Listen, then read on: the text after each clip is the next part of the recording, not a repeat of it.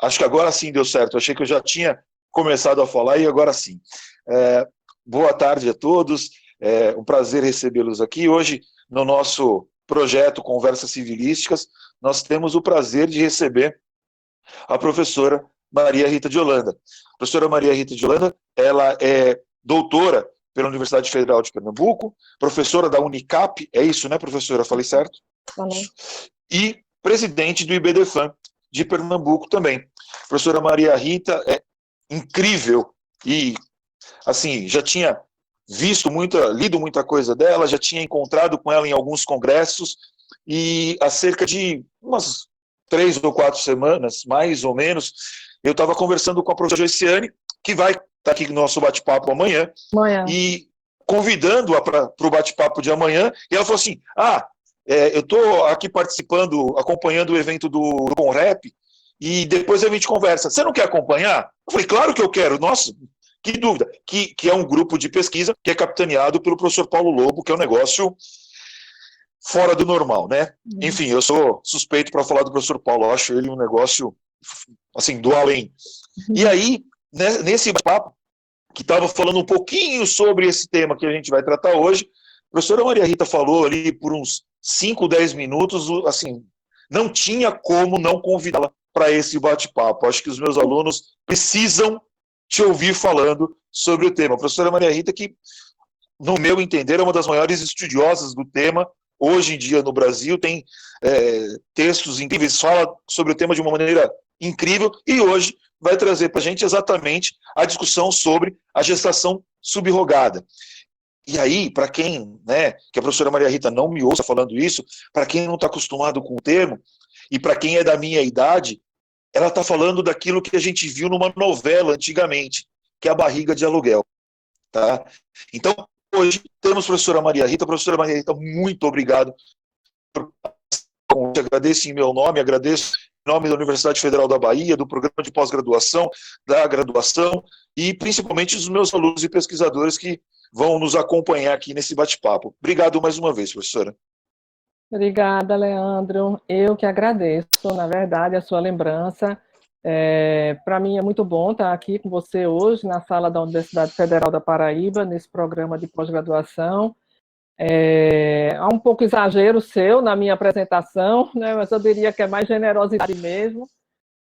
Mas é muito importante, né, que nós estabeleçamos esses diálogos, porque o grupo de pesquisa, o CONREP, a que você se referiu, né, que é o grupo liderado pelo professor Paulo Lobo, é um grupo que se dedica muito a essas especificidades, e eu tive a oportunidade de ser orientada por ele, tanto no mestrado quanto no doutorado, e agora, recentemente, coincidentemente, com relação a essa temática da gestação subrogada, que possui várias terminologias, né, como você mesmo acabou de apresentar aí, eu tive a oportunidade de fazer um estudo de pós-doutorado na Espanha, né, que é Peraí, professora, que às vezes acaba... Bom, deu certo. Às vezes na entrada acaba entrando com som, perdão. Então, eu tive o prazer, assim, eu resolvi fazer um estudo na Espanha, que é um país que hoje tem uma angústia muito grande em torno desse tema e tem muitos trabalhos individuais publicados.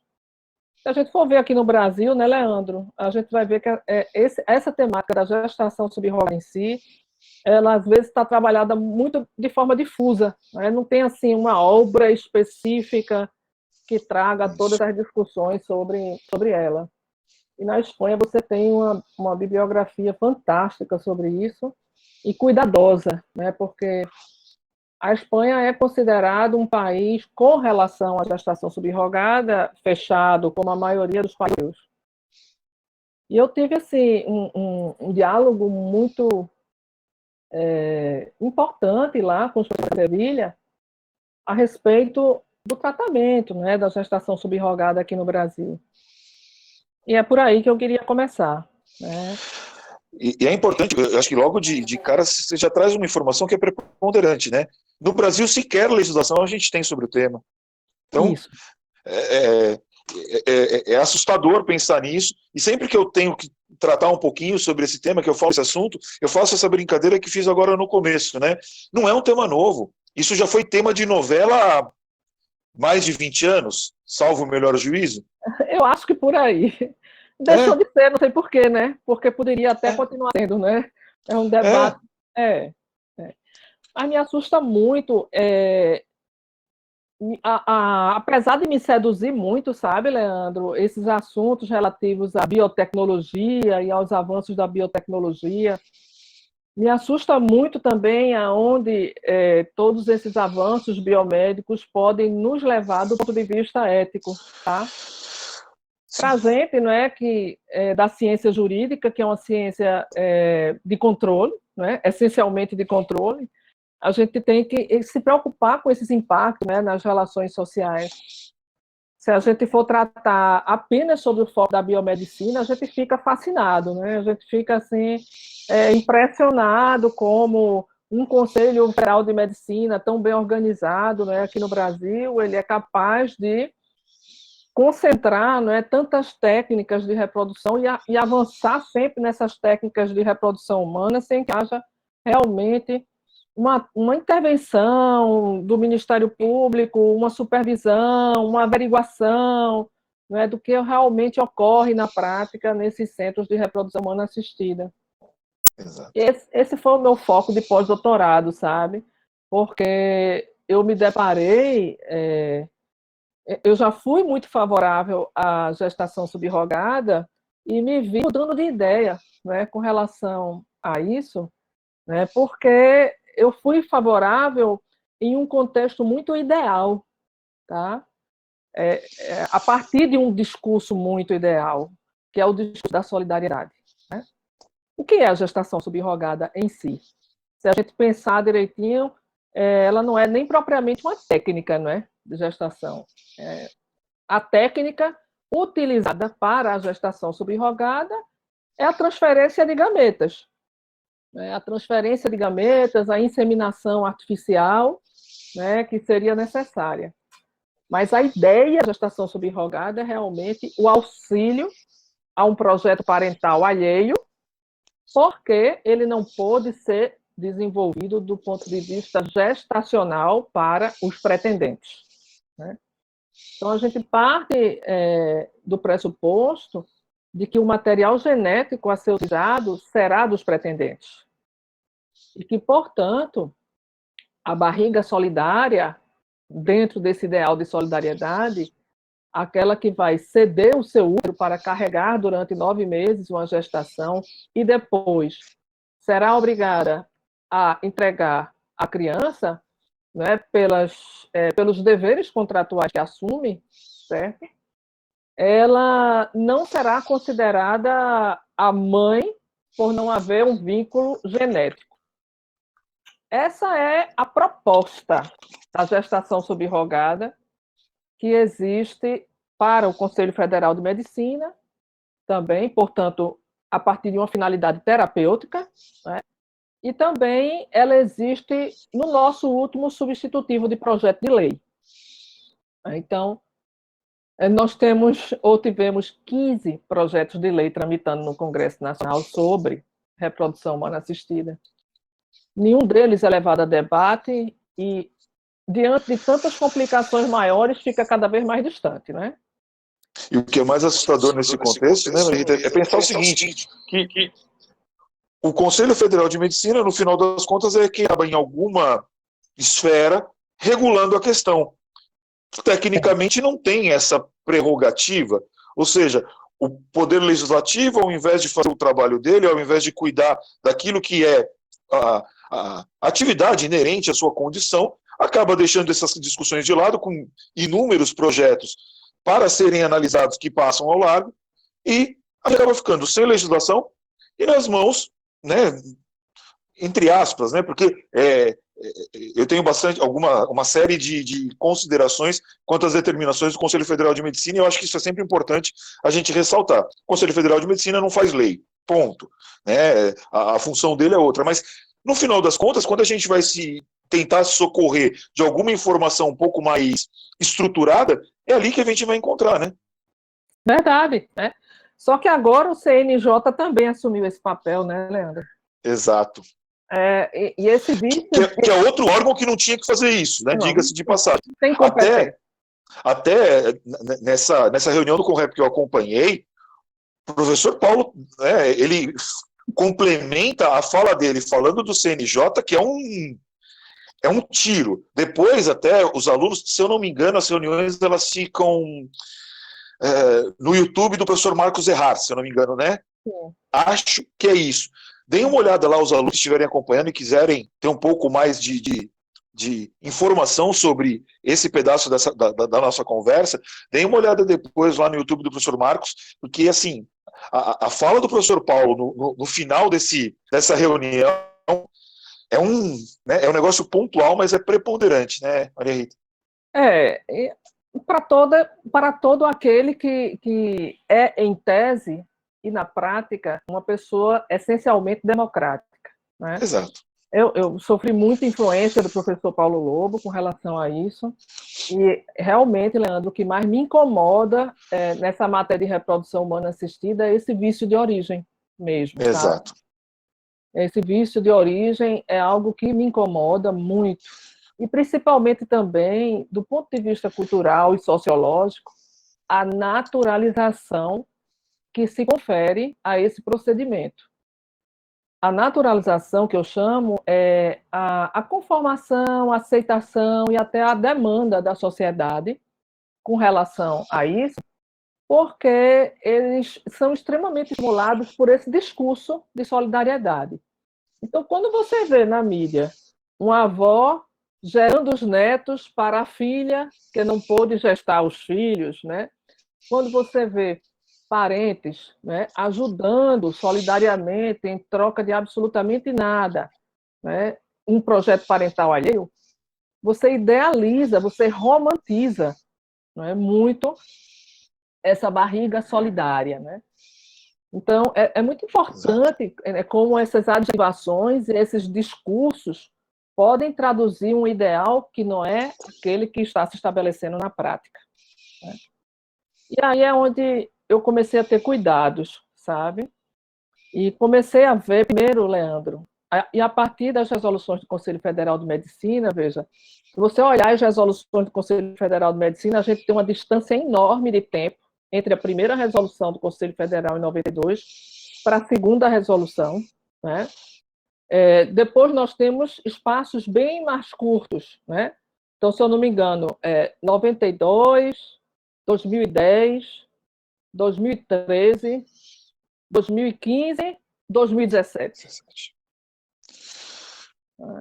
Então, você vê aí que há um interesse corporativo também, e talvez esse seja um procedimento de pouca acessibilidade, né, à sociedade brasileira, né, de acessibilidade somente àqueles que podem realmente assumir um custo, né, e Sim. em favor de uma atividade que não deixa de ser lucrativa, tá, Leandro? E muito lucrativa, diga-se de passagem, né? E eu acho que esse ponto é muito importante, viu, Maria Rita? Porque, assim, para mim, eu já de muito tempo, eu tenho um sério problema com o que eu chamo de leniência legislativa do Estado.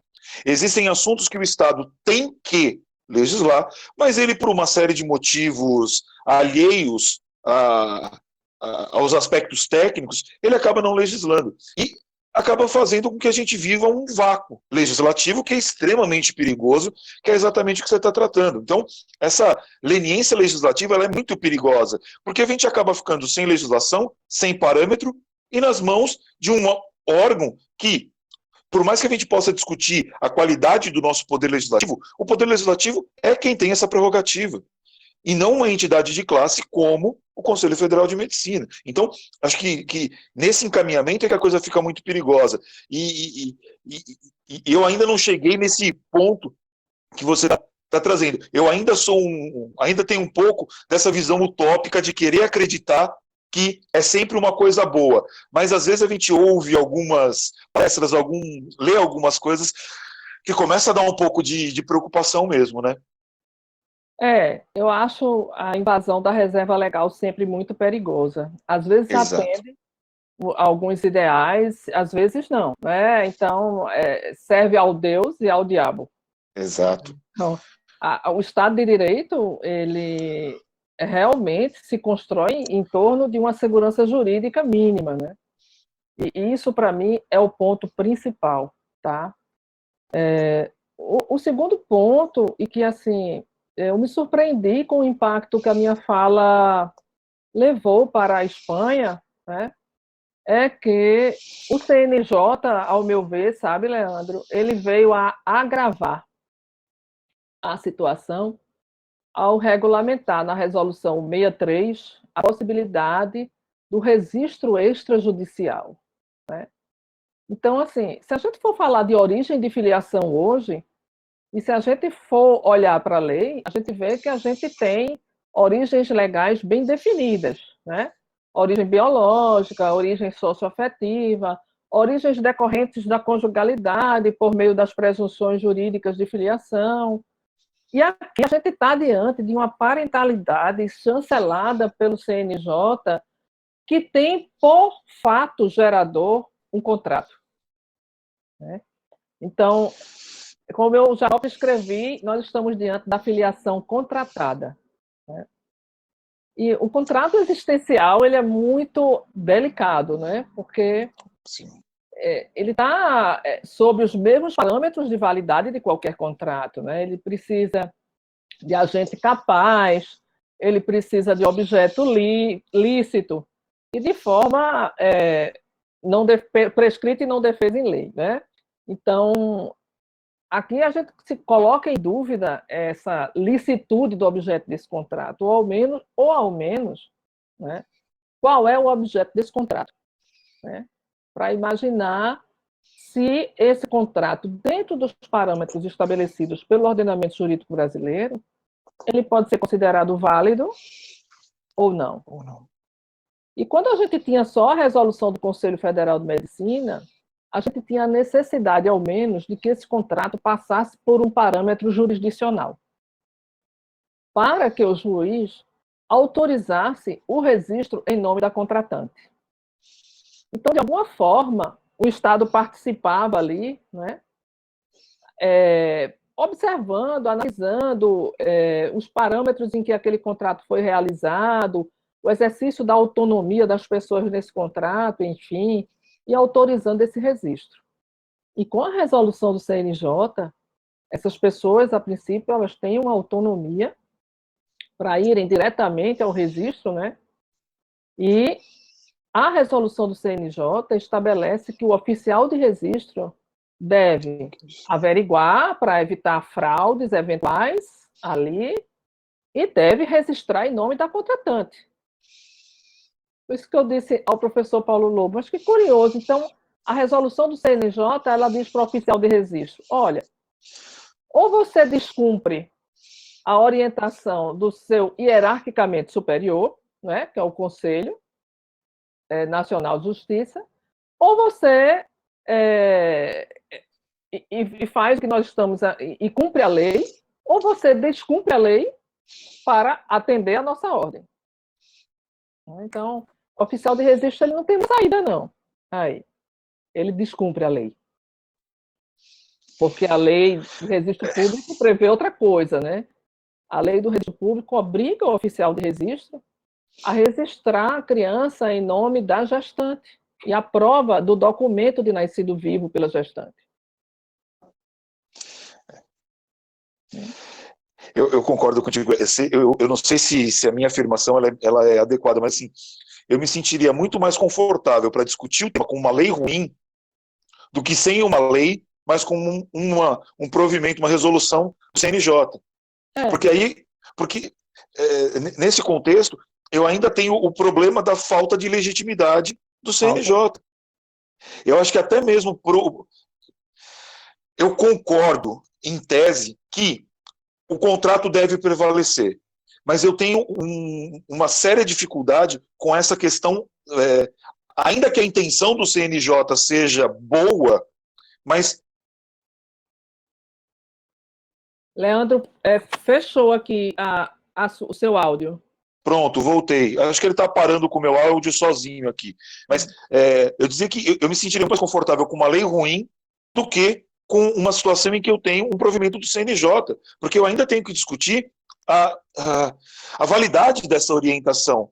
E o que é mais assustador nesse caso é uma orientação que vem do CNJ, mas ela vem sem uma base, por exemplo, de uma decisão judicial prévia que tenha vindo do STF, por exemplo, que precise só de um ordenamento, de uma regulamentação em favor dos cartórios. Não é isso nesse caso. Então, é o CNJ legislando, no final das contas.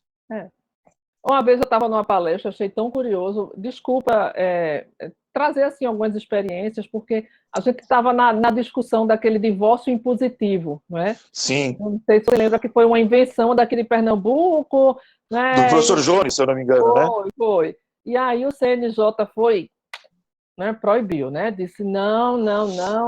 E veja, a gente estava falando realmente de um direito potestativo, né? Um direito que não cabe contestação. E aí, Rita, eu estava falando disso exatamente hoje de manhã. Participei de um evento na Fundação Orlando Gomes, né, que é do lado da Universidade Federal da Bahia, né, e falava exatamente dessa questão da natureza absolutamente potestativa do divórcio hoje, né? Eu estava tratando do tema do divórcio pós-mortem, da possibilidade de se discutir a concessão do divórcio quando o sujeito faz o pleito e morre antes da sentença. E é exatamente a mesma ideia do divórcio impositivo, né? Ela vai passar pelo mesmo parâmetro lógico. E aí, uma das pessoas perguntou assim, professora, por que será que o CNJ emparou esse divórcio impositivo e autorizou todas essas parentalidades, né? Socioafetiva, extrajudicial e no contrato de gestação subrogada? A minha resposta foi única: mudou o ministro. Não é? Mudou o ministro, mudou a concepção, mudou o caráter ideológico, né? E a gente não pode nem falar que existe um padrão lógico, porque existem outras questões que seriam atreladas a uma ideia considerada um pouco mais progressista que não passaram, como exatamente o caso das certidões de uniões plurimas, né, do poliamor. Não passou. Então não dá para dizer que o CNJ tenha uma visão lógica ou tenha uma continuidade de tratamento. Não, depende do dia. Depende de quem está lá, da discussão como é levada por quem está lá e de quem assina a resolução, que é só o ministro, o presidente lá que assina aquela resolução. Isso me preocupa, não é? E quando a gente está falando de parentalidade, de criança, a gente está falando de uma questão de ordem pública, né? Sem qualquer intervenção do Ministério Público.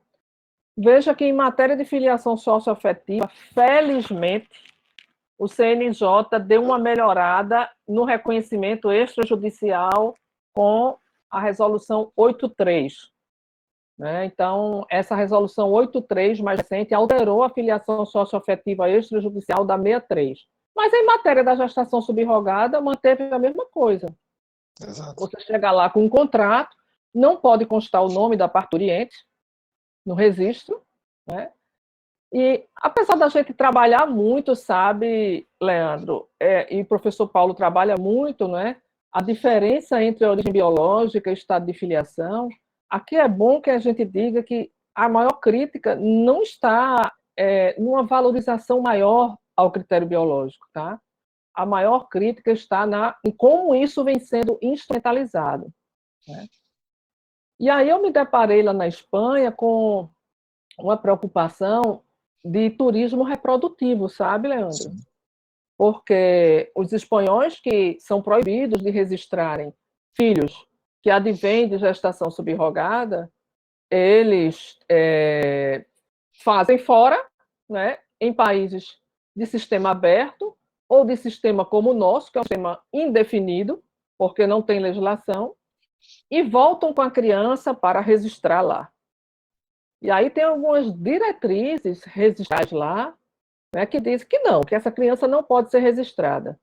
Então, isso foi parar no Tribunal Europeu, né, de Direitos Humanos, e esse tribunal ele decidiu, ao final de muita discussão, de que deveria se atender ao melhor interesse da criança nessa situação, A criança era filho de espanhóis, portanto, tinha também a nacionalidade espanhola e teria que ser registrada lá também. Foi autorizado pontualmente o registro da criança.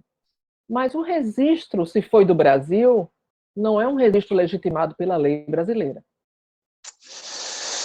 Exatamente aí é que a coisa vai ficar complicada, né? É, Porque o estranho vai ser isso, porque ainda que não legitimado pela lei, ele é legitimado pelo Estado através da autoridade cartorial. é, é. E aí, a diretoria de registro de lá, quando recebe, a princípio disseram, não, tem que passar pelo judiciário, para o judiciário autorizar. E aí, depois que chegou, quando eu cheguei lá e disse, olha, o registro brasileiro ele pode ser feito, mas o que autoriza o registro brasileiro a ser feito é uma resolução de um órgão que não tem competência para isso. Aí eles ficaram, mas como é que a gente vai saber disso, se o registro vem, né, da autoridade registral brasileira? Certo? Então, isso é preocupante, né? E aí a gente vê algumas questões outras, né, Leandro? Por exemplo, o nosso sistema jurídico brasileiro, ainda que a gente critique, né, é um sistema que não confere autonomia em termos parentais, como talvez nós gostaríamos que ele conferisse. A maior prova disso é a proibição de aborto, né? Nós temos aborto proibido aqui, aborto só é autorizado naquelas questões excepcionais, tá? Então, num contrato de gestação subrogada, a contratada aqui, ela sequer pode se arrepender depois de iniciada a gestação. E posso até piorar, se a gente for parar para pensar, se ela se enquadrar em uma das hipóteses nas quais se admite o aborto, e ela efetivamente aborte pensando na hipótese, por exemplo, de manutenção da sua própria vida, seria objeto de indenização por quebra contratual? E aí você não enxerga... você já leu um contrato de gestação subrogada? Só aqueles que a gente vê os modelos na internet. Nunca vi um na minha mão de verdade, só aqueles teóricos. Tá, eu tenho um modelo verdadeiro de escritura pública de gestação subrogada com a omissão das partes, da identificação do médico e tudo mais. Eu vou passar para você, porque se você quiser disponibilizar com seus alunos, né?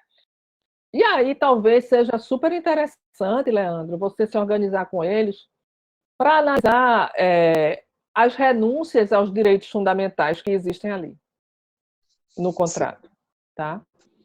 Porque a contratada ela tem uma suposta autonomia porque ela é capaz, ela é maior de idade, etc., né? Mas ela ali, ela se compromete a não ingerir determinadas alimentações, não ingerir drogas, não fumar, né? Coisa que o Estado brasileiro não proíbe ninguém de fumar, né? O Estado brasileiro, ele orienta, não é? Ele desestimula você a fumar porque faz mal à sua saúde, mais recentemente isso, né? Mas não proíbe ninguém de fumar.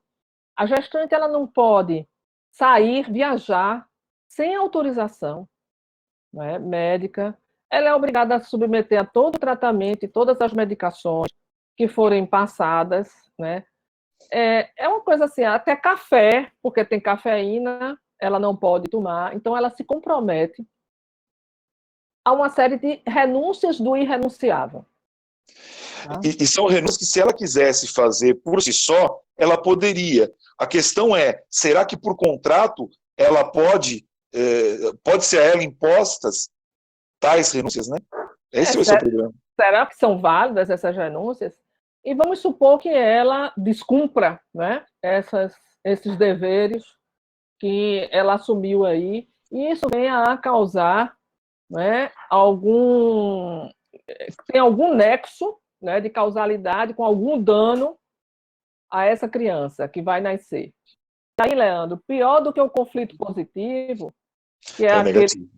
É o negativo. Né? É o negativo.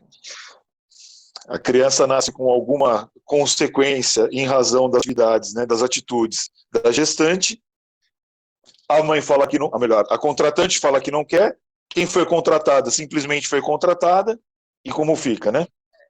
E aí lá no contrato tem dizendo assim, a contratante não pode se negar a receber e se obriga a colocar essa criança, a registrar essa criança e colocar a criança como sua dependente e tal. Tem tudo isso escrito lá, né? Mas a gente sabe que, sendo um contrato existencial, muitas coisas vão poder ser ponderadas aí, né? A gente tem falado muito, e eu acho que até a próxima temática de direito de família do nosso próximo encontro, agora na sexta-feira do CONREP, são as relações contratuais nas relações de família. Eu sou super favorável ao ganho de autonomia nas relações conjugais, mas nas relações parentais eu sou inversamente proporcional às relações conjugais. Eu sou um pouco mais cuidadosa, um pouco mais utilitarista do que libertarista nas relações parentais, sabe? E é claro que eu respeito todas as divergências, mas o que me leva principalmente especificamente com a gestação subrogada, a imaginar que ali não há uma autonomia, como eu disse no início da nossa fala aqui, é a constatação da prática pelos nossos conselhos regionais de medicina. Porque a gente sabe, né, que a resolução do Conselho Federal de Medicina diz que essa gestação ela só pode se dar entre parentes. Essa é uma forma de prevenir esse conflito, né? Porque há uma presunção de que entre parentes a convivência vai continuar e não haverá brigas, que é uma presunção meio doida, né, Leandro? Nos tempos atuais, tudo bem, né? Também difícil, mas vamos lá. Há uma presunção, mas de qualquer forma, talvez seja essa presunção que esteja assim afastando a nossa jurisprudência de tantos conflitos. Não tem na jurisprudência tantos conflitos positivos, a coisa vem sendo naturalizada. É aí meu medo, sabe? Realmente. Mas lá nessa resolução tem dizendo o seguinte: nos casos omissos, podem ser autorizados pelos conselhos regionais de medicina, né, com relação a essa questão de parentesco. E aí, quando você entra no site do Conselho Federal de Medicina, você pode acessar os pareceres dos conselhos regionais de medicina. E no material que eu te enviei, eu só te mandei 2 exemplos, mas eu me deparei, de 2013 para cá, com um crescimento de pelo menos 18 pareceres de gestação subrogada entre pessoas que não têm qualquer parentesco. Né? E aí vem aquela pergunta do professor Paulo, né? O que é que leva uma mulher, né, a arriscar a sua saúde, porque gestação é risco. Né? Gestação, toda e qualquer gestação, é risco. Tá? E se vier através de uma inseminação artificial, ela ainda corre o risco de ter um risco duplicado, porque ela pode ser múltipla, a gestação. Então, o que é que leva uma mulher a arriscar a sua própria vida em prol de um projeto alheio, se nunca teve qualquer relação de afinidade ou de afetividade com essas contratantes? Então, vamos deixar de hipocrisia e vamos estabelecer que isso pode ser remunerado. Chegamos ao ponto, né? O Rodrigo da Cunha Pereira, que é o presidente nacional do IBDFAM, ele defende a possibilidade, não é, de autonomia da gestante e de que se estabeleça um preço, não é, para isso. Mas assim, Leandro... Já entendi que você é contra, tá tudo certo. Eu entendi perfeitamente. Mas eu fico pensando, o meu problema nesse contexto, Maria Rita, é pensar o seguinte: às vezes a gente tenta negar a realidade e ela acaba se efetivando de forma escamoteada, né? Tem razão. Tá certíssimo. Foi por isso que eu falei da naturalização. Olha, Leandro, eu não tenho dúvida de que a gestação subrogada ela vai ser legalizada no Brasil. Mas antes seja. Mas assim, precisa, seja ela boa ou seja ela ruim, ela precisa, a legislação, eu digo, ela precisa ser definida de alguma forma. O que me assusta é aquilo que disse lá no começo. Nada contra o Conselho Federal de Medicina em si, mas assim, eu não quero o Conselho Federal de Medicina fazendo lei. É isso no final das contas, né? É isso que assusta. E acho que é interessante para os alunos também relacionado a isso que você está dizendo. Tem duas, vou fazer uma indicação e vou fazer uma pergunta no gancho, com um pouquinho de maldade, mas você vai entender qual é a razão. Para os alunos, quem quiser analisar bastante dessa discussão de quem é a pessoa, por que motivos a pessoa faz, de fundo mais ético, tem um livro que é do Michael Sandel, que é muito interessante, né, que é o mesmo autor do Justiça, A Coisa Certa a Ser Feita, se eu não me engano.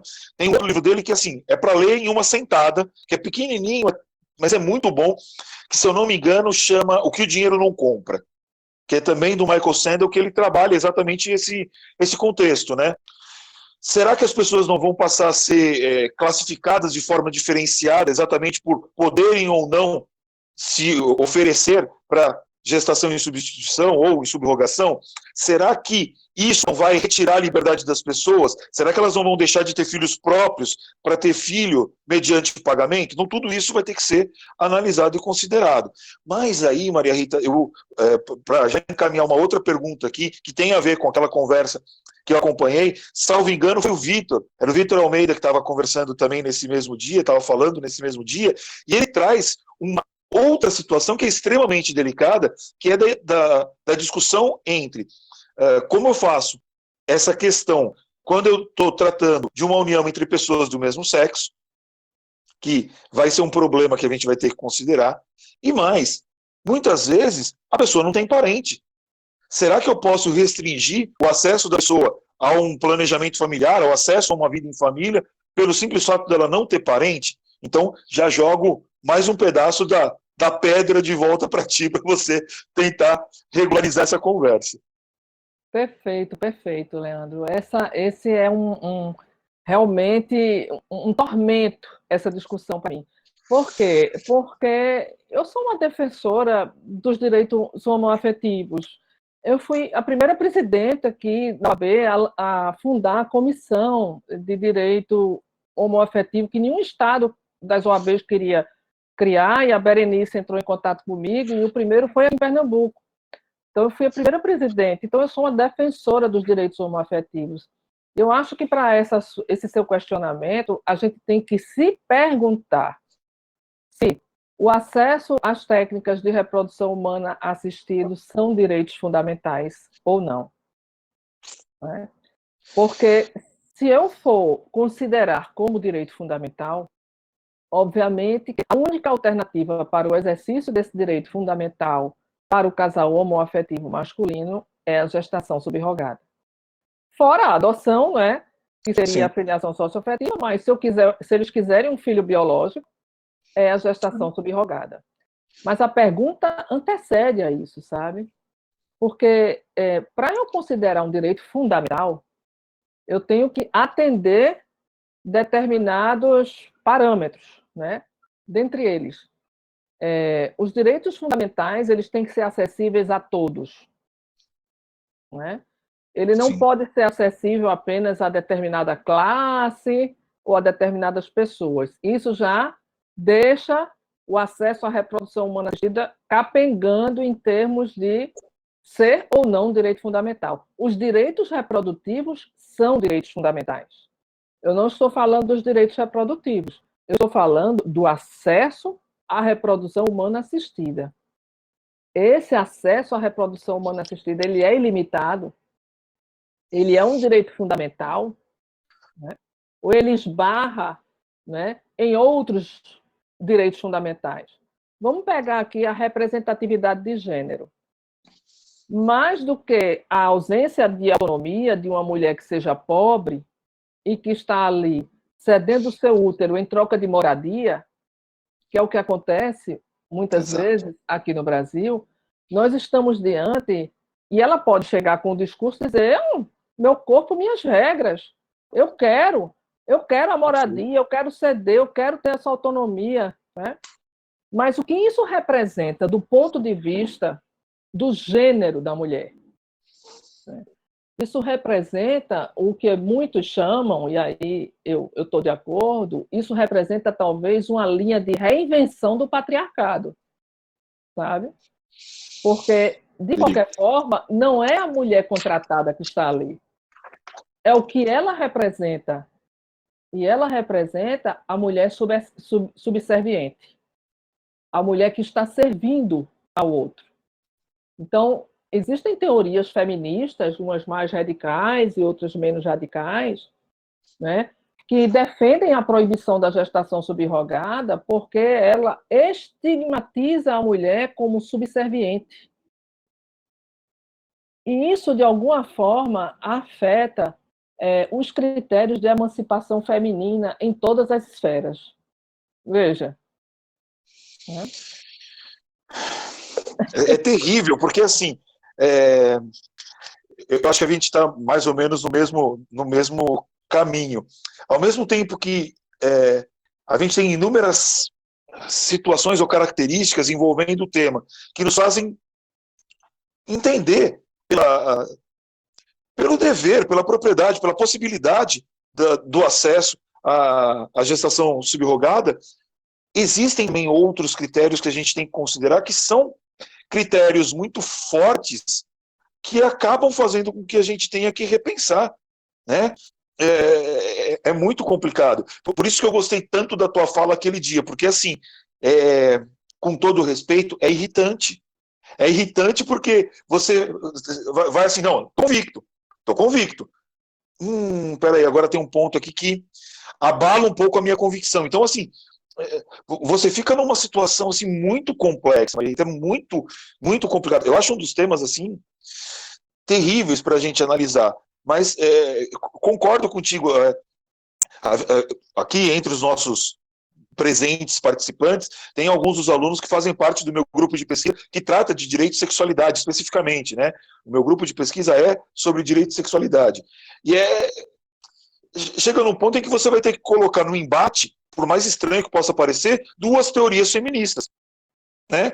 Se a mulher tem a liberdade do corpo dela de fazer o que ela quiser, ou se isso é uma reafirmação dessa condição de estigmatização, de subserviência. Então é muito, muito, muito difícil a gente conseguir achar um caminho sólido nessa estrada, né?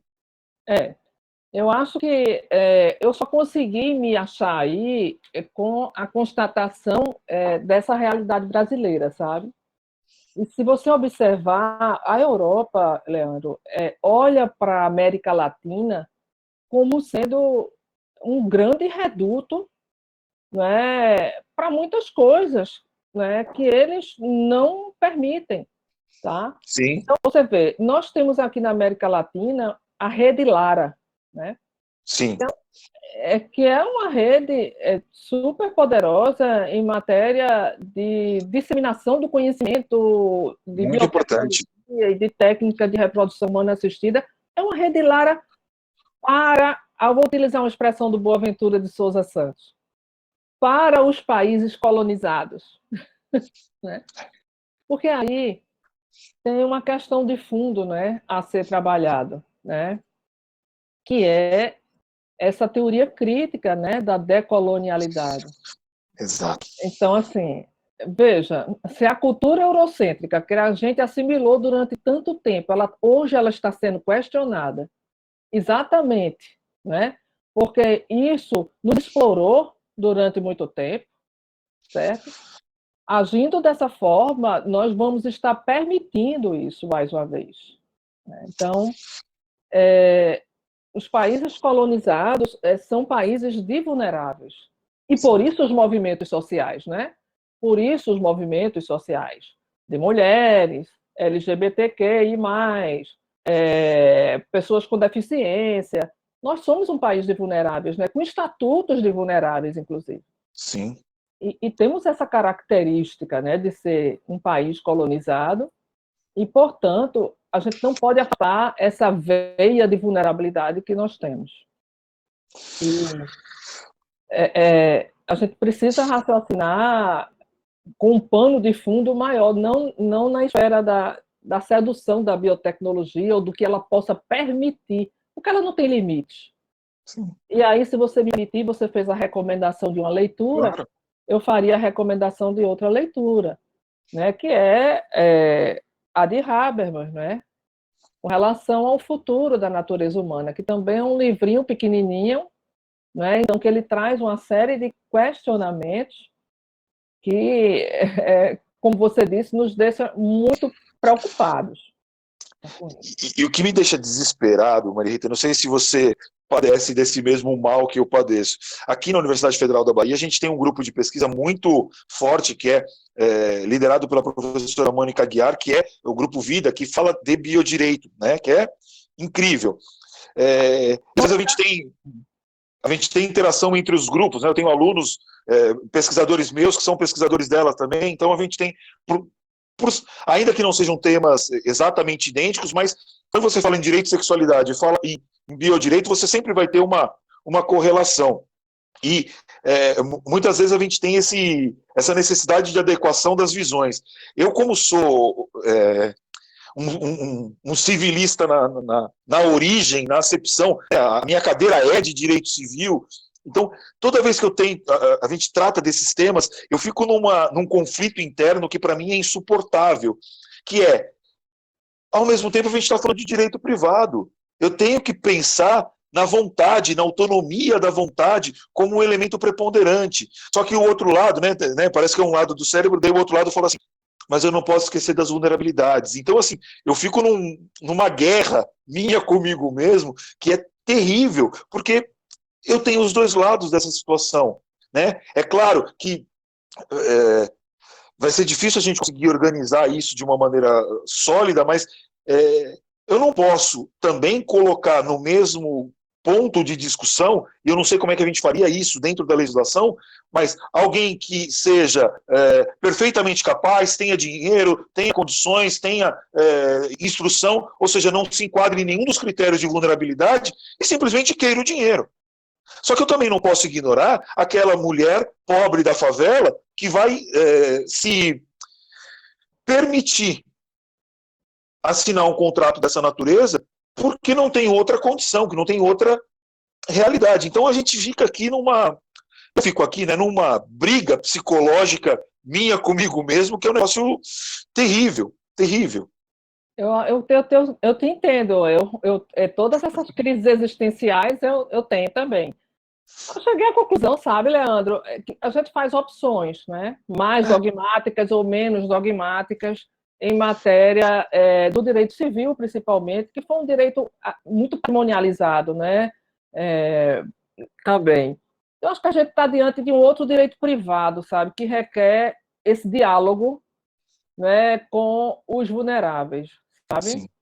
Então, assim, é um direito que ele precisa rever parâmetros de legitimidade, por exemplo, com relação a alimentos, né? Essa questão também de parâmetros de herança, né? Sim. Quando existe na família pessoa com deficiência, quando existe na família pessoas que têm o crivo dessa vulnerabilidade, idosos, né, que precisam ser cuidados. Eu acho que o direito civil ele não é mais o mesmo. E Não. quando a gente for ensinar o direito de família, e a gente parte da Constituição Federal, né, que só o capítulo da Constituição Federal em matéria de família é esse, né? Família, idoso, criança, adolescente, tal, tá tudo ali num capítulo só. Então, eu não consigo fazer mais um diálogo do Código Civil sem essas pontes, sabe? Esquecendo a Constituição, né? Eu não consigo mais pensar no direito civil se não for sob a perspectiva constitucionalizada dele, né?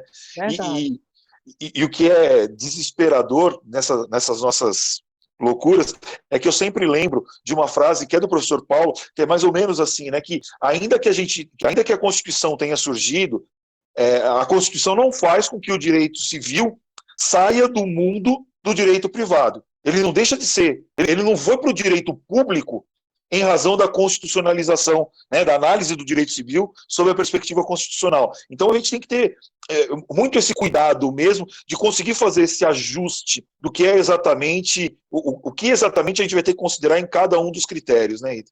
É verdade. Eu acho que você sabe academicamente isso, mas a gente tem, assim, aparentemente até uma ruptura, não é, do direito civil, porque, de repente, se formaram duas redes de pesquisa, uma de direito civil contemporâneo, outra de direito civil constitucional, e a gente sabe que direito civil é um só, não é? O que vai modificar é o olhar, não é? A lente que você coloca. eu converso muito com o Torquato, porque Torquato já fez parte do nosso grupo também. Eu digo, Você sabe Torquato. que Torquato, eu tive num evento em que ele estava participando um dia desses. Torquato é uma das pessoas que me acompanhou num dos dias mais tensos da minha vida, porque ele estava na minha banca na Universidade Federal da Bahia, do lado na hora do desespero de sair a nota. Então, sempre que alguém fala de Torquato, eu vejo que o Torquato dá ao mesmo tempo, aquele frio e aquela sensação, né? E Torquato é incrível também, né? Torquato é de uma humildade, né, com relação ao conhecimento dele, que o faz maior ainda. Né? Então deixa eu te fazer um comentário rápido aqui. Eu peço desculpas a quem está acompanhando, mas assim, eu não conhecia Torquato pessoalmente. No dia da minha banca, né, na Universidade Federal da Bahia, eu era o único candidato que tinha sobrado para fazer a prova oral.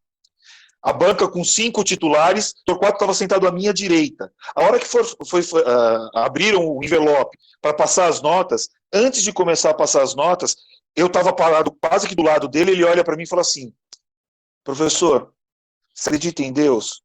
Fica tranquilo que vai dar tudo certo. Cara, se você for parar para pensar, naquela hora de tensão, naquela hora de... Ele, né, top lá em cima, ele teve essa tranquilidade de falar assim: moleque, fica sossegado, que o que é seu, fica tranquilo. Então, assim, sempre que eu falo de Torquato, ou ouço falar de Torquato, eu vejo Torquato, eu tenho esse carinho, exatamente porque mostra uma humanidade, uma pessoa, né? Na acepção mais simples da palavra. Peço desculpas por ter interrompido, mas gostaria de deixar aqui expressa a minha manifestação de carinho a professor Torquato. Se falar com ele, diga que eu mandei um enorme abraço para ele, nunca me esquecerei dele. Digo sim. Não, a conversa era só para dizer assim, Torquato, ele sempre transitou muito bem entre as duas linhas do direito civil contemporâneo e direito civil constitucional, porque não há dois direitos civis. Né? Então, a metodologia que vai mudar. Na verdade, nós temos uma metodologia civil constitucional, e a maior crítica à metodologia civil constitucional não é ela em si, é a sua aplicabilidade, que muitas vezes ela é banalizada, sabe? Então, assim, você hoje você tem que olhar um direito privado diferenciado. Mas, assim, eu não quero fugir muito do assunto, você é que manda e coordena aqui essa live. Eu só queria acrescentar mais uma dificuldade no que diz respeito à gestação subrogada, para que a gente possa refletir, talvez, em um outro momento. Maria Rita, eu não comando nada aqui, eu estou aqui para aprender contigo, eu estou só prestando atenção, dando os meus pitacos aqui e tentando absorver o mais que eu puder. Fique à vontade, por favor. Não. Aí eu acho que, não sei se você se lembra que uma das falas do professor Paulo Lobo foi: mas por que não constar o número da gestante, da parturiente no registro? Né? Por que essa proibição do CNJ? Se a nossa lei diz que ela, por ser gestante, é a mãe. Né? Por quê? E principalmente num país onde se admite a multiparentalidade hoje.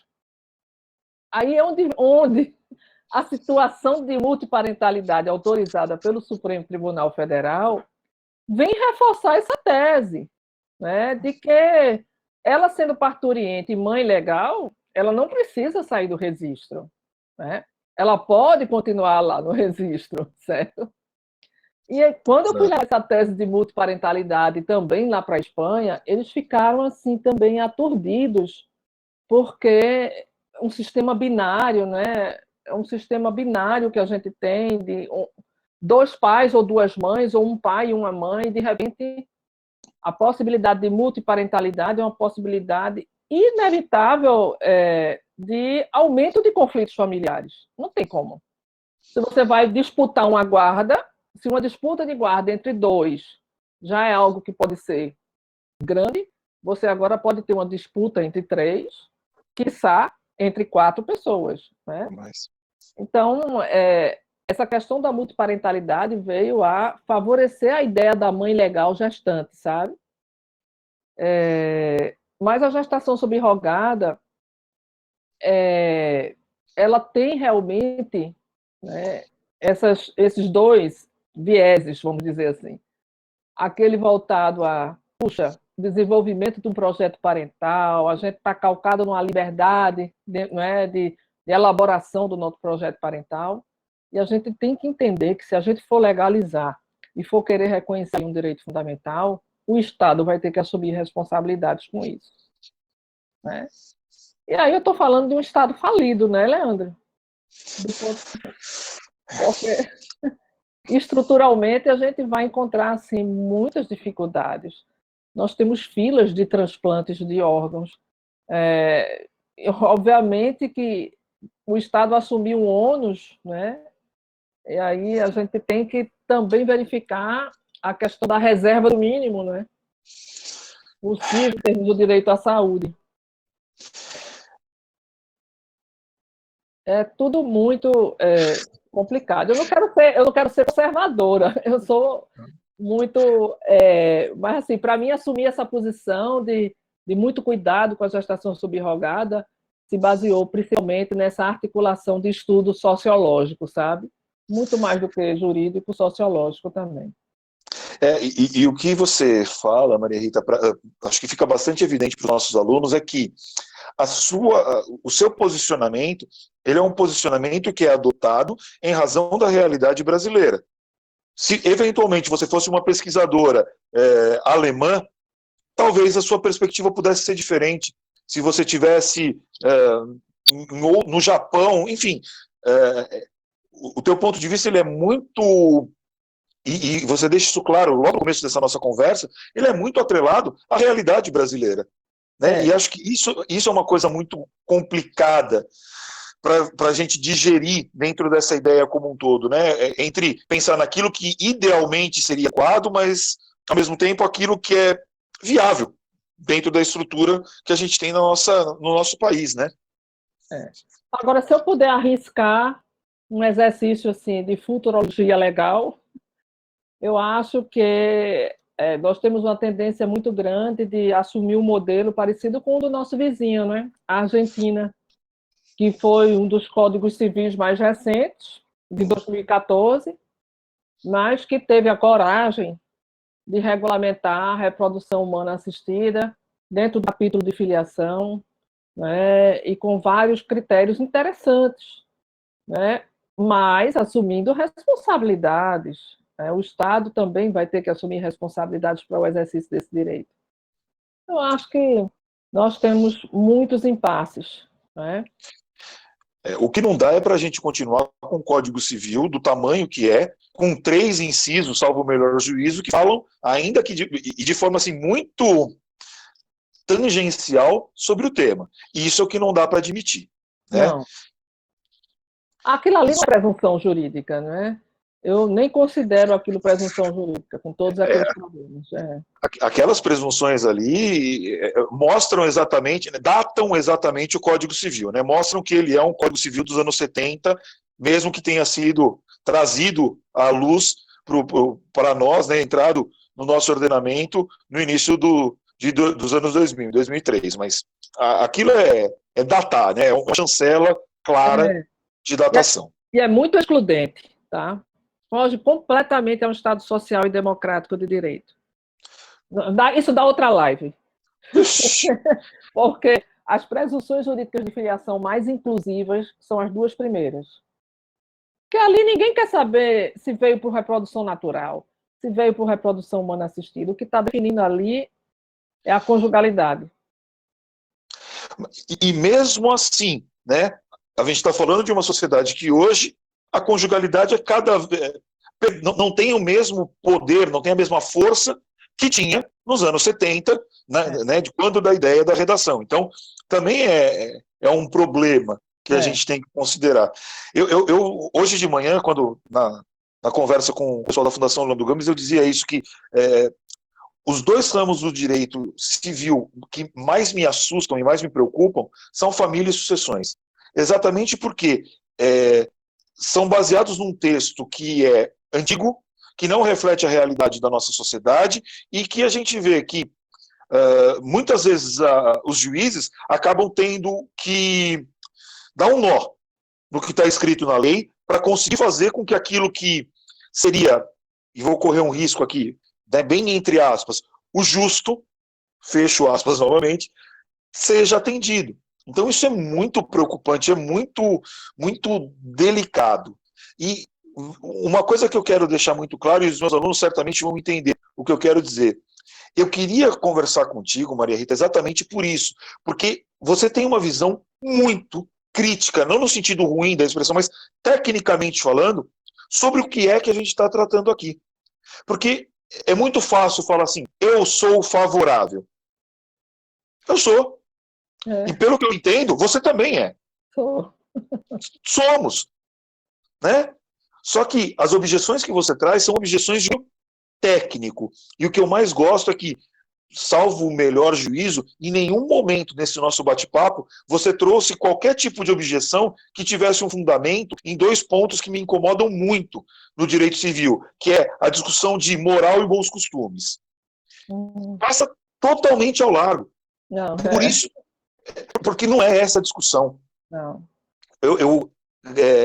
E isso é o que me atraiu, né, nesse nosso bate-papo, em te convidar para trazer isso para os nossos alunos, porque foge daquela discussão, com todo o respeito, que, no meu entender, ela acaba sendo rasa.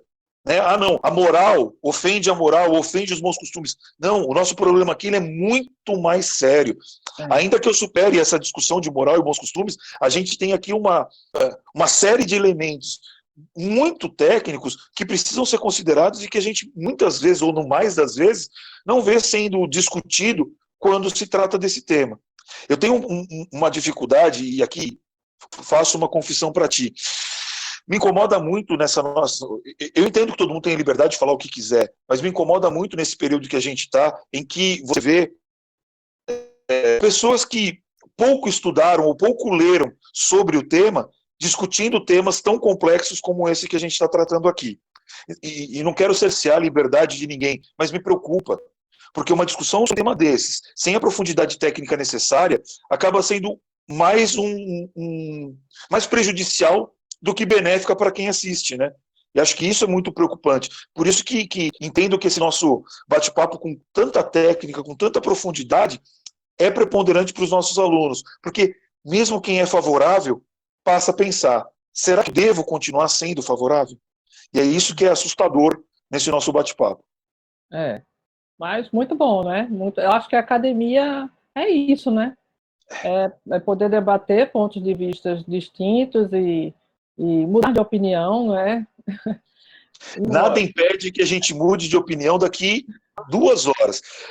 Lembrando do professor Paulo, tem uma frase, eu não sei nem se isso está escrito em algum lugar, no IBD Civil, que teve em Fortaleza, se eu não me engano, a palestra inaugural foi dele. Salvo o melhor juízo, foi isso. E se eu não me engano, uma das frases, ele começou o discurso dele, né, a palestra inaugural dele, dizendo uma série de coisas, e ao final ele disse, e eu não concordo. E aí ele complementa, sabe quem escreveu isso? Fui eu mesmo. Brilhante. É brilhante. Né? Bom, é isso mesmo. Como não poderia ser diferente vindo do professor Paulo, mas é brilhante. Há 10 anos eu pensava assim, há 5 anos eu pensava assim, agora tenho outros argumentos, tenho outros critérios que eu vou ter que considerar. E acho que nessa nossa conversa isso ficou muito claro. Essencialmente, acredito que ambos tenhamos essa visão. Sim, sou favorável à gestação subrogada ou à barriga de aluguel, a gestação em substituição, tem um nome que entendamos mais adequado. Mas será que a realidade brasileira admite isso? Quais seriam as consequências sociais disso na nossa sociedade? Uma sociedade tão cheia de vulnerabilidades como a sociedade atual. Sabe qual que é o meu primeiro pensamento? Foi o meu primeiro pensamento depois que eu comecei a pensar nesse critério da vulnerabilidade? Em quanto tempo nós não teríamos os agenciadores, como tem em outros países, né, os agenciadores de mulheres que gestarão? Isso vai virar uma atividade econômica. Né? E aí alguém vai falar, não, mas aí temos a livre iniciativa. Opa, pera um pouco. A coisa é muito, muito delicada. É muito delicada. Você advoga? Já advoguei muito. Hoje a Universidade Federal da Bahia comprou meu passe. Eu sou DE. Então eu parei de advogar tem alguns anos. A minha carteira, ela não sei se é licença, suspensão, eu não sei qual que é exatamente a condição, mas eu pedi Um dos dois lá, nunca acerto. Mas eu já não advogo tem alguns anos. Eu insisto ainda, né, advogado, sou familiarista, mas assim, eu tenho demandas, né? Eu já tive casal que veio de Santa Catarina porque alguém do interior de Pernambuco cedeu a barriga e queria que eu olhasse o contrato. Eu disse, como é isso? Não, é filha da empregada doméstica da minha tia, que mora aqui em Pernambuco, que não sei o quê, que foi ajudada a vida inteira e agora... Se você está pagando ela, e então eu ouço isso, sabe, na minha atividade profissional. Você está pagando ela? Assim, não, pagando não. Eu comprei uma casinha para ela lá, né? E aí, quando fala do meu estado, me dá uma dor, sabe? Pernambucano é muito bairrista, né? Pernambucano, baiano também, mas Mas, Pernambucano... mas é exatamente isso. Dificilmente você, quando ouve essas histórias, Maria Rita, é de alguém, é o sujeito que mora no Muri que cedeu a barriga para o sujeito que mora em Higienópolis, pensando em São Paulo, ou pensando, né, em Salvador, são duas pessoas que moram no Corredor da Vitória. Não. Quando isso acontece, no mais das vezes, é alguém que tem grana, que contrata alguém que está numa condição de necessidade. Como você disse, o exemplo clássico é a filha da empregada, da amiga, da vizinha, é uma pessoa carente. Então isso é muito preocupante. E até vou aproveitar, você falou do negócio do bairrismo e tudo mais, eu costumo dizer que eu sou solteiro paulistano, né? Eu sou de São Paulo, né? Eu estou em São Paulo até agora, nesse período de pandemia, mas eu fui acolhido pela Bahia, por Salvador, de uma maneira incrível. E a gente vê, e acho que isso é muito importante, eu gosto muito disso quando eu acompanho as reuniões do Conrep. O Brasil precisa entender que o Nordeste tem uma produção científica e acadêmica de qualidade extrema. E a gente não pode ignorar isso, a gente não pode deixar isso passar, e por isso que eu acho tão importante a gente ter esse intercâmbio mesmo entre os estados do Nordeste e, principalmente, isso é uma coisa que eu falo muito para os meus alunos do grupo de pesquisa, olhem para o Nordeste que nós temos mulheres que são incríveis, estudando, desenvolvendo atividades, desenvolvendo uma série de pesquisas. Tanto é assim, e aí já deixo até, tenho alguns alunos aqui, faço até eu vou tomar bronca já, mas eu estou acostumado, tá, Maria Rita? Você já está convidada para a próxima edição que a gente vai ter, de um evento que a gente vai fazer agora, daqui no final do mês que vem, né? A gente ainda está em junho. Aqui na Universidade Federal da Bahia, né, o grupo de pesquisa vai fazer um evento no final do mês, que é o primeiro encontro em prol da visibilidade e alguma outra coisa, que eu esqueci a palavra, a Fernanda, que está aqui, vai brigar comigo daqui a pouco, da pesquisa jurídica das mulheres. Depois a Fernanda coloca aqui o nome certo, que eu digo. A gente vai fazer um evento que vai ser só com mulheres. Todas elas são algumas professoras e algumas pesquisadoras do grupo de pesquisa, mas só com mulheres. São 3 dias, se eu não me engano, acho que nós vamos ter ao todo entre 15 e 20 apresentações só de mulheres. O único homem que vai falar, a única cota, sou eu que vou fazer a abertura, dizendo: oi, abrimos os trabalhos, porque eu sou líder do grupo de pesquisa. Do resto, só as mulheres para trabalharem, porque a gente vê de uma maneira muito contínua essa questão, né? Ou é homem ou é do Sul. Então, a gente precisa trazer mesmo, e essa semana eu peguei pesado que eu estou brigando mesmo com a apresentação da Força do Nordeste, porque hoje tem você, amanhã eu tenho Joiciane, então, assim, eu estou assim, com a nata da academia. Temos outras ilustres professoras também do Nordeste, mas assim, eu essa semana já escolhi 2 logo para bater forte. Joiciane, é minha ídola, Joiciane, vocês vão amar. Eu gosto demais dela, você é uma figura incrível. Então eu quis trazer essa semana exatamente para os alunos, para eles entenderem isso, que a gente não precisa olhar para o sul do Brasil, a gente pode olhar para o nosso lado. Do nosso lado tem muita coisa boa sendo produzida, de muita qualidade, e esse nosso bate-papo de hoje demonstra isso, né? Repito, essa sua análise crítica de toda a questão, que vai além do, quem pode? Segundo o Conselho Federal de Medicina, são os parentes. Quem são parentes? Não, não. A gente não está discutindo o básico da conversa. A gente está trabalhando um nível acima nessa discussão, que é exatamente os conceitos mais técnicos que envolvem toda a temática da gestação e substituição, como diz o Conselho Federal de Medicina, ou gestação subrogada, enfim. Aqui, já temos aqui. Já estão pedindo como podem te acompanhar pelas redes sociais aqui. Fernanda, o Instagram da professora Maria Rita, pode passar, Maria Rita? Pode. Se eu não me engano, é M. Rita, né? M. Rita. Então, procura lá. Se não, Fernanda, depois você me manda que eu tenho a professora Maria Rita lá, eu passo para você, tá? Fernanda, do nosso grupo de pesquisa, também é um dos meus braços direitos. Eu sou meio octópode, eu tenho vários braços direitos. Fernanda é um dos meus braços direitos na condução das atividades do grupo. Então, depois eu te passo, Fernanda. Maria Rita, você tem mais alguma coisa que você queira dizer? Eu peço desculpas, a gente já superou aquele tempo que eu tinha te pedido de atenção aqui, mas o bate-papo acabou rendendo aqui, eu acabei não percebendo. Tem alguma outra consideração que você queira trazer? Algo que você acha importante trazer? Não, só agradecer muito, Leandro. Olha, convite aceito, viu, para esse evento de mulheres. Eu te mando depois o folderzinho que as meninas, eu falo meninas, elas sabem disso, não é em nenhuma diminuição, nada disso, mas assim, de uma forma carinhosa, né? Todas as meninas do grupo que estão trabalhando no evento, né? As meninas professoras, mulheres, como eu costumo dizer, fizeram um trabalho incrível. Depois eu te mando o folder do evento, que está muito legal, assim, tem temas muito interessantes para serem analisados. Já está avisado aqui, ó. Eu sempre faço as minhas considerações aqui, Fernanda já sabe, está com o nome anotado para o próximo. A gente teve que fazer tudo meio que correndo agora em razão da pandemia, mas mais do que convidada, Rita. Tá bom. Eu agradeço a atenção de vocês também aqui comigo, o carinho, tá bom? E a gente se encontra nas lives, está mais fácil da gente se encontrar agora, né, nos encontros. Amanhã tem IBDFAN de Pernambuco, vocês estão todos convidados. É gratuito, é só fazer inscrição e quem quiser assistir vai ser especial amanhã, viu? Porque vai ser um foco psicanalítico, né, dos conflitos familiares e conjugais e o que a pandemia causou na família, do ponto de vista psicanalítico.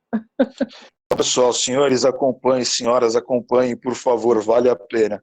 Rita, muito obrigado, agradeço demais em meu nome, em nome da Universidade Federal da Bahia, em nome dos meus pesquisadores, dos meus alunos, eu só posso te agradecer. Obrigado. Obrigada, amigo.